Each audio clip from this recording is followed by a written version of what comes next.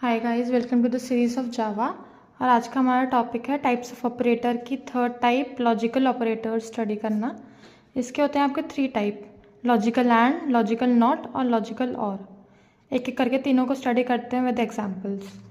Logical and operator में क्या होता है आपका, पहला ऑपरेंड लिखा जाता है और दूसरा ऑपरेंड लिखा जाता है और दोनों के बीच में ये डबल एंड का सिंबल आ रहा है, तो ये लॉजिकल एंड है आपका। इसके ट्रुथ टेबल अगर हम देखें तो क्या होता है इसमें, बेसिकली अगर दोनों ट्रू हैं तो ही आपका आंसर ट्रू आएगा, अदरवाइज कुछ और भी कॉम्बिनेशन, कोई और कुछ भी कॉम्बिनेशन बन रहा है, चाहे वो ट्रू फॉल्स का हो, फॉल्स ट्रू का हो या फॉल्स फॉल्स का हो, तो बाकी सब में आउटपुट फॉल्स ही आता है आपका।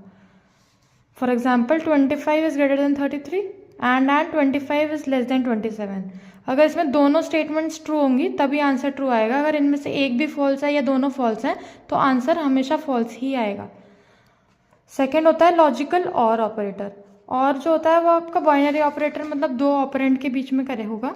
इसका सिंबल होता है सीधा, ऐसे 2 सिंगल स्ट्रेट स्लैश लगा दिए हमने। इसके ट्रुथ टेबल में क्या होता है, अगर दोनों में से कोई भी एक ऑपरेंड ट्रू है तो आपका आंसर ट्रू होगा, और अगर दोनों फॉल्स हैं तो आंसर फॉल्स होगा। फॉर एग्जाम्पल ये कंडीशन अगर आपको दे रखी है, इनमें से एक भी ट्रू हो जाता है तो आपका आंसर ट्रू है। अगर दोनों फॉल्स हैं, दोनों फॉल्स कंडीशन है, तो ही आपका आंसर फॉल्स होगा। लॉजिकल नॉट ऑपरेटर में क्या होता है, रिवर्स की तरह से काम करता है।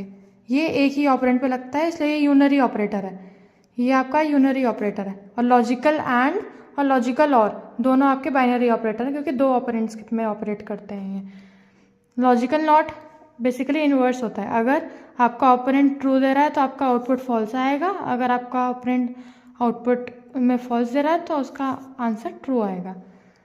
For example logical not 23 is greater than 43।